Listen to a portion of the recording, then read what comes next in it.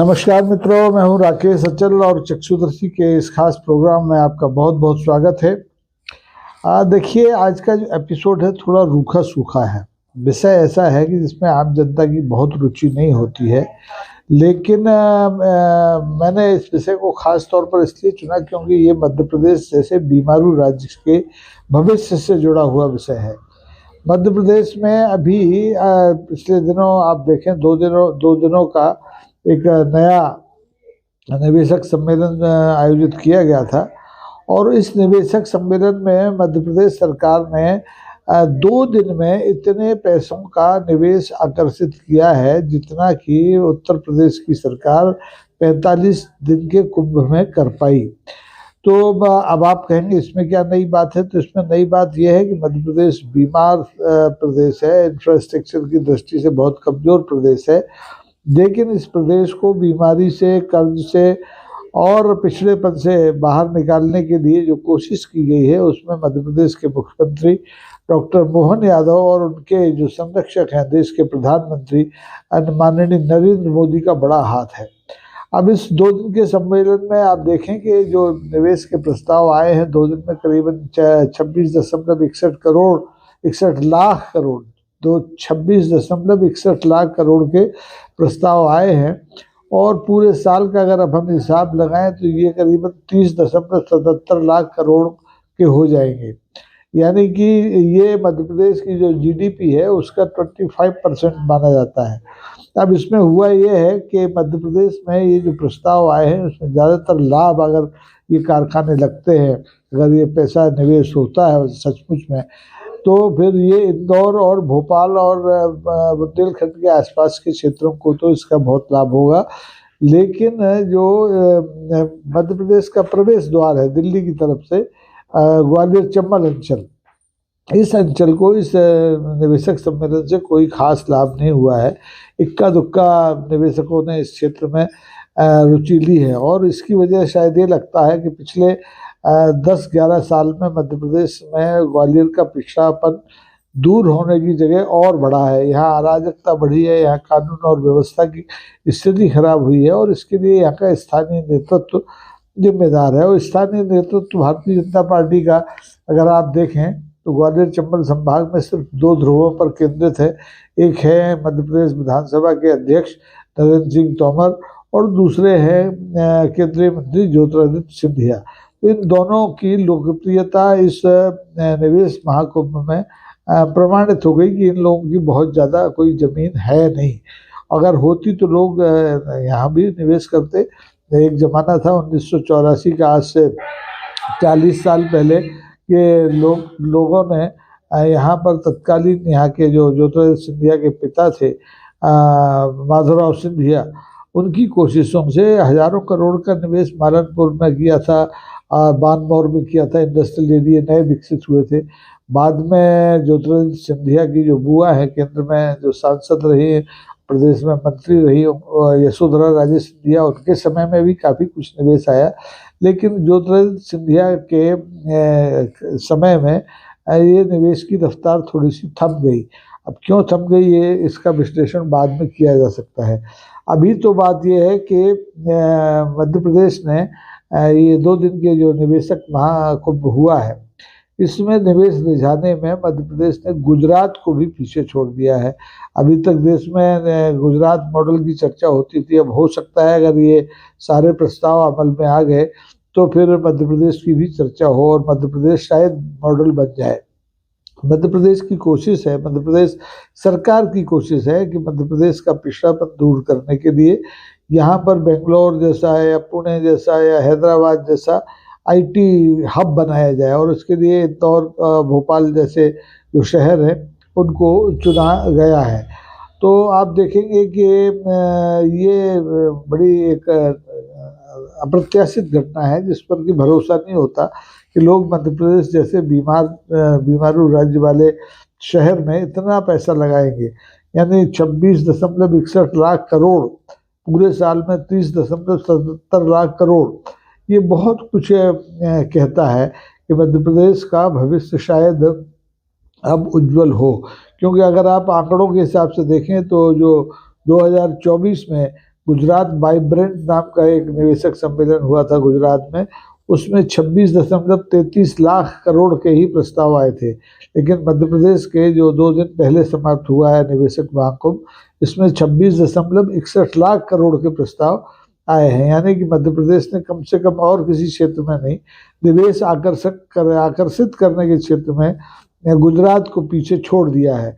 और इससे पहले भी मध्य प्रदेश में आप देखें ग्लोबल इन्वेस्टर समिट्स हुए हैं, उसमें भी ऐसे ही लाखों के प्रस्ताव आए। राजस्थान में भी 2024 में राइजिंग राजस्थान नाम से निवेशकों को आकर्षित करने की कोशिश की गई थी, उसमें भी 35 लाख करोड़ के प्रस्ताव आए थे। इस लिहाज से जैसे उत्तर प्रदेश में 40 लाख करोड़ के प्रस्ताव 2023 में आए थे, अब कितने अमल में आए, कितने हवाई हो गए, इसका अभी आकलन नहीं किया जा सकता है। लेकिन मध्य प्रदेश में जो जिस ढंग के प्रस्ताव आए हैं उससे थोड़ी सी उम्मीद जरूर बनती है।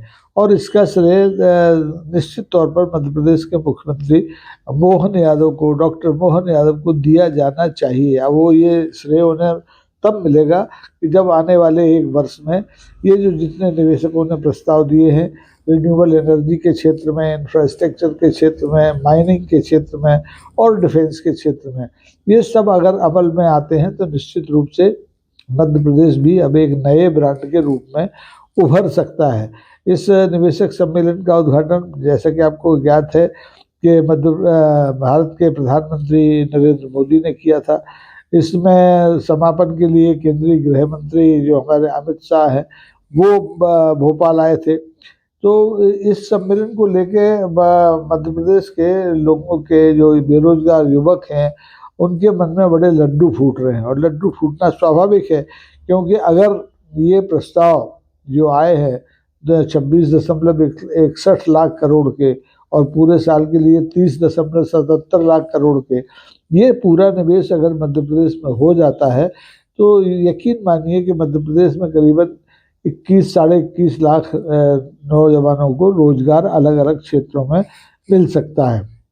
रोजगार की दर अभी मध्य प्रदेश में बहुत संतोषजनक नहीं है, क्योंकि अभी मध्य प्रदेश में अधोसंरचना की बड़ी दिक्कत है। हालांकि सड़कें बन गई हैं, लेकिन कानून और व्यवस्था के मामले में अभी भी मध्य प्रदेश दूसरे राज्यों के मुकाबले पीछे है।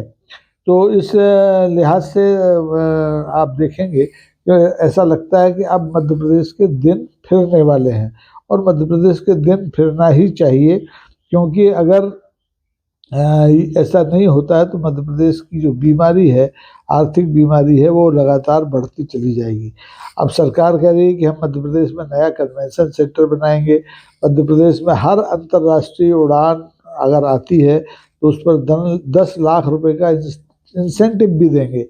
लेकिन भाई लोग आएंगे तो तब अंतर्राष्ट्रीय उड़ानें लेकर के, जब यहाँ उतनी उस आय वर्ग के लोग तो रहना शुरू करें। ये अगर कारोबार नए नए बन जाते हैं तो उम्मीद है कि अंतर्राष्ट्रीय विमान सेवाएं भी मध्य प्रदेश में शुरू हो। अभी तो एक बात शहर है इंदौर, तो वहाँ से यूएई के लिए सीधी विमान सेवा है, लेकिन इंग्लैंड है, अमेरिका है, इन शहरों के लिए मध्य प्रदेश के किसी भी अंतर्राष्ट्रीय हवाई अड्डे से, अंतर्राज्यीय हवाई अड्डे से कोई अंतर्राष्ट्रीय उड़ान ना आती है ना जाती है। सीधी लोगों को पहले दिल्ली उतरना पड़ता है, और दिल्ली के बाद वो फिर अपने अपने पसंद के शहर में पहुंचते हैं। तो आप देखेंगे कि टेक्नोलॉजी के क्षेत्र में भी मध्य प्रदेश में संभावनाएं तलाशी गई हैं, और 78,000 करोड़ के प्रस्ताव निवेश के मध्य प्रदेश को मिले हैं।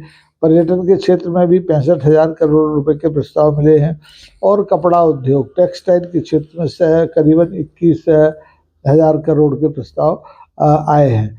मध्य प्रदेश में संभावना हर क्षेत्र में है। पर्यटन के क्षेत्र में अनंत संभावनाएं हैं, यहाँ जंगल हैं, यहाँ पुरातत्व महत्व की संपदा बहुत ज़्यादा है, और इसी तरह से नदियाँ बहुत हैं यहाँ पर।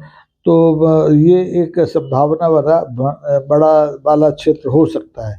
टेक्सटाइल के क्षेत्र में मध्य प्रदेश का अतीत बहुत गौरवशाली रहा है। ग्वालियर, उज्जैन, इंदौर, ये मध्य प्रदेश के ऐसे शहर रहे हैं जहाँ अतीत में कपड़ा उद्योग ने पूरे देश में अपनी झंडे गाड़े थे। ग्वालियर रेयन हो और आपका मालवा मिल हो, उज्जैन में भी रेयन की फैक्ट्री थी, ग्वालियर में जेसी मिल फैक्ट्री हुआ करती थी। एक एक कारखाने में 8-8, 10-10 हज़ार लोग किसी ज़माने में काम करते थे। लेकिन 1991 में जो मंदी आई, उसके बाद पूरे देश की तरह मध्य प्रदेश में भी कपड़ा उद्योग ठप हो गया। लेकिन अब लगता है कि शायद मध्य प्रदेश के दिन फिर जाएं। अब ये निवेशकों को मध्य प्रदेश आने के लिए मध्य प्रदेश सरकार ने भी कोशिश करना होगी, और कोशिश कर रही है। मध्य प्रदेश के मुख्यमंत्री डॉक्टर मोहन यादव कहते हैं कि वो पूरा सिस्टम सिंगल विंडो बनाएंगे। हालांकि ऐसे प्रयोग पहले भी हो चुके हैं, सिंगल विंडो बनाई गई, लेकिन उन सिंगल विंडो से निवेशकों को कोई राहत नहीं मिली। उसे वही बाबूगिरी, वही नौकरशाही का सामना करना पड़ा जो कि देश के दूसरे हिस्सों में होती है। अब अफसरों को कहा गया है कि वो उद्योगपतियों के पीछे रहें, चिरौरियाँ करें, उनकी परेशानियों को देखें, उनका निराकरण करें, तब जाकर के ये जो प्रस्ताव आए हैं इन पर अमल हो सकता है। इसके लिए वो निवेश का एक जो पोर्टल बनेगा उसको यूज़र फ्रेंडली बनाने की कोशिश करेंगे, और लोग देश में कहीं भी बैठ करके मध्य प्रदेश के बारे में जानकारी ले सकेंगे। अब देखते हैं कि इस सारे प्रयोग में कितना समय लगता है। अभी तक तो मध्य प्रदेश में आप देखें 2003 से 2025 में हम आ गए हैं, 19 महीने की कांग्रेस सरकार को छोड़ दें तो भारतीय जनता पार्टी की ही सरकार प्रदेश में काबिज है। लेकिन वो अपेक्षित रूप से औद्योगिक क्षेत्र में मध्य प्रदेश को आगे नहीं ले जा पाई। मध्य प्रदेश से इसीलिए ब्रेन ड्रेन होता है। बहुत से अधिकांश जो नौजवान हैं उनको रोजगार के लिए प्रदेश के बाहर जाना पड़ता है, या तो वो पुणे जाते हैं, या बम्बई जाते हैं, या हैदराबाद जाते हैं, या बेंगलोर जाते हैं, और जो बच्चे खुचे हैं वो अमेरिका, इंग्लैंड चले जाते हैं। मध्य प्रदेश में उनके लिए कोई रोजगार नहीं है, क्योंकि यहाँ बाजार तो बहुत बड़ा है, उपभोक्ता तो बहुत है, लेकिन उत्पादन किसी भी ऐसी चीज़ का नहीं है जिसको कि दिखा करके मध्य प्रदेश ब्रांड बन सके। लेकिन अब कोशिश है कि जो मध्य प्रदेश का कपड़ा उद्योग है, जैसे बाग प्रिंट है, इस सब को भी अब ब्रांड के रूप में विकसित किया जाए। और हमारे केंद्रीय गृह मंत्री जो अमित शाह हैं, उन्होंने तो बाग प्रिंट करके भी देखा, मानव संग्रहालय जो भोपाल में है वहाँ जा करके। तो इस हिसाब से आप देखेंगे कि जो अगर रिन्यूएबल एनर्जी का जो क्षेत्र है उसमें सबसे ज़्यादा निवेश आया है, करीबन 8.94 लाख करोड़ के प्रस्ताव आए हैं। अब मध्य प्रदेश का मौसम ऐसा है कि वहाँ पर इस क्षेत्र में काम करने के लिए बहुत संभावनाएं हैं। दूसरा क्षेत्र है इंफ्रास्ट्रक्चर का, इसमें लॉजिस्टिक है, ट्रांसपोर्ट्स है। इस क्षेत्र में भी करीबन 3.37 लाख करोड़ का निवेश होने की बातें हुई हैं, प्रस्ताव बने हैं, MOU हुए हैं। और खनिज के क्षेत्र में तो हालांकि मध्य प्रदेश अब पहले जैसा नहीं रहा। छत्तीसगढ़ बनने के बाद एक बड़ा हिस्सा छत्तीसगढ़ चला गया, फिर भी मध्य प्रदेश में अभी खनिज के क्षेत्र में बहुत गुंजाइश है। और इसमें भी, इस क्षेत्र में भी करीबन 3.25 लाख करोड़ के प्रस्ताव आए हैं। इसमें अदानी जैसे समूह भी शामिल हैं। रक्षा के क्षेत्र में भी मध्य प्रदेश को 3 लाख करोड़ से ज़्यादा के निवेश के प्रस्ताव आए हैं। और आपको याद होगा कि मध्य प्रदेश में रक्षा की एक सबसे बड़ी जो फैक्ट्री है वो जबलपुर में है। अब उसका आधुनिकीकरण किया जा सकता है, या उसके साथ साथ और क्या कुछ नए प्रयोग हो सकते हैं, ये देखना पड़ेगा। अब इन सब चीज़ों से लेके मध्य प्रदेश की जनता, मध्य प्रदेश की सरकार बड़ी उत्साहित है। लेकिन केंद्रीय गृह मंत्री अमित शाह ने सबको आगाह किया है कि ये जितने भी MOUs हुए हैं 26 लाख 30 लाख करोड़ के, ये अगर ज़मीन पर उतरते हैं तभी कोई मतलब होता है, अन्यथा कोई फ़ायदा हो नहीं सकता। तो इसके लिए उन्होंने मध्य प्रदेश की सरकार से बात की है, क्या कार्य योजना हो सकती है, क्या नहीं हो सकती है। आप देखेंगे अभी जो मध्य प्रदेश की स्थिति है वो बहुत पीछे है। देश की GDP में भी मध्य प्रदेश का हिस्सा कोई बहुत ज़्यादा उल्लेखनीय नहीं है। लेकिन इस कन्वेंशन से मुख्यमंत्री मोहन यादव बड़े खुश हैं। इंदौर क्षेत्र के जो भाजपा के नेता हैं वो बड़े खुश हैं। भोपाल क्षेत्र, जबलपुर क्षेत्र के नेता बड़े खुश हैं। लेकिन ग्वालियर चंबल संभाग के नेताओं की उम्मीदों पर पानी फिर गया है। उनकी लोकप्रियता भी एक तरह से निशाने पर आ गई है, कि ये नेता जो ग्वालियर चंबल अंचल के नेता हैं भारतीय जनता पार्टी के, जिन्हें छत्रप कहा जाता है, जिनमें नव सामंतवादी भी हैं, पुराने सामंतवादी भी हैं, इन सब में लगता है कोई काम करने की बहुत ज़्यादा रुचि नहीं है। अगर होती तो ये भी अपने क्षेत्र के लिए कुछ ना कुछ नए और उल्लेखनीय निवेशक प्रस्ताव ला सकते थे, लोगों को तैयार कर सकते थे, लेकिन ऐसा नहीं हुआ। अब इस अंचल में आप देखेंगे कि जो पार्टी के कार्यकर्ता हैं उनके पास दो ही काम है कि अगर नेता उनके आते हैं तो उनका स्वागत करें और जाते हैं तो उनको विदाई दें। इसके अलावा कोई बड़ी जिम्मेदारी यहाँ के न जनप्रतिनिधियों पर है, न कांग्रेस के, न भारतीय जनता पार्टी के कार्यकर्ताओं पर है। फिर भी देखिए, हिम्मत मर्दा मदद खुदा वाली बात है।